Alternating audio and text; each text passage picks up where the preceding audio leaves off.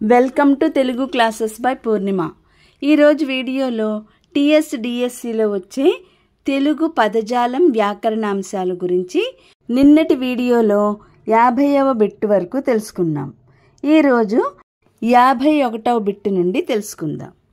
సముద్రం వికృతి పదం సంద్రం. రేడు ప్రకృతి పదం రాజు. ఓగిరం ప్రకృతి పదం ఆహారం.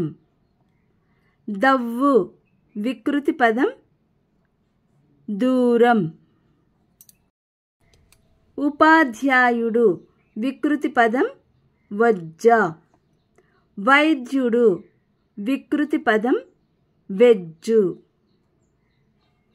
కష్టము వికృతి పదం కస్తి.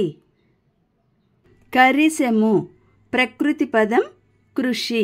లక్ష్మి వికృతి పదం లచ్చి. భాష ప్రకృతి పదం భాష. త్రిలింగం వికృతి పదం తెలుగు. ఇంతి ప్రకృతి పదం స్త్రీ. ముఖము వికృతి పదం మోము. కన్నడు ప్రకృతి పదం కృష్ణుడు. ప్రజ వికృతి పదం పజ. కూళ ప్రకృతి పదం ఏది క్రూరము. ఆశ్చర్యం వికృతి పదం ఏది అచ్చెరువు. పసరం ప్రకృతి పదం ఏది పశువు. అన్యాయం వికృతి పదం ఏది అన్నం. పానం ప్రకృతి పదం ఏది ప్రాణం. కంఠము వికృతి పదం ఏది గొంతు. అమరులు అను వ్యుత్పత్తికి అర్థం మరణం లేనివారు. యోధులకు జయింపశక్యం కానిది అయోధ్య. ఈ క్రింది వాటిలో అజాతశత్రువు ఎవరు ధర్మరాజు. కంటిరెప్ప వేయని వారు దీనికి వ్యుత్పత్త్యర్థం. అనిమిషులు. కంఠీరం అనగా కంఠమునందు శబ్దము గలది. పద్మం అను పదానికి వ్యుత్పత్త్యర్థం జలజము. గ్రంథము అను వ్యుత్పత్తి పదానికి అర్థం పైవన్ని.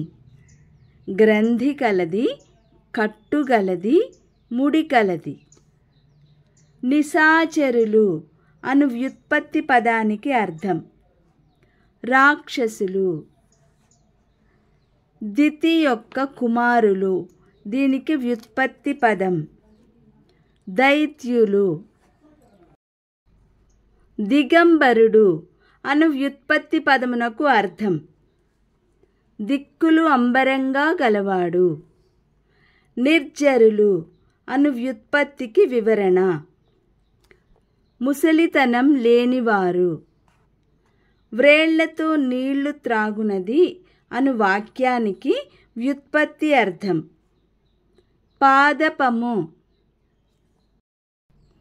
ఈ క్రింది వానిలో నాశనము పొందనిది అనే అర్థమును ఇచ్చు వ్యుత్పత్తి పదం పైవన్ని. అక్షయము అక్షరము నక్షత్రము. మానవుడు అను వ్యుత్పత్తి పదానికి అర్థం మనువు వలన పుట్టినవాడు.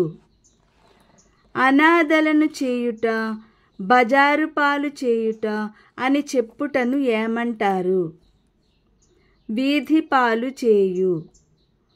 పూర్వం లేనిదాన్ని అబ్బురపరిచేదాన్ని ఎలా చెబుతారు అపురూపం. కష్టాల్లో కూరుకుపోవడాన్ని ఎలా చెబుతారు చిక్కుపడిపోవు. గడిచిపోయిన దాన్ని ఏ పదంతో సూచిస్తారు? చేజారిపోవు. వీడ్కోలు చెప్పుటకు జాతీయ పదమేది? సలాం కొట్టు. అవసరానికి అనుగుణంగా మాటలు మార్చేవాడిని ఇలా అంటారు: ఊసరవెల్లి. ప్రతిదానికి వ్యక్తిగతాభిప్రాయం లేకుండా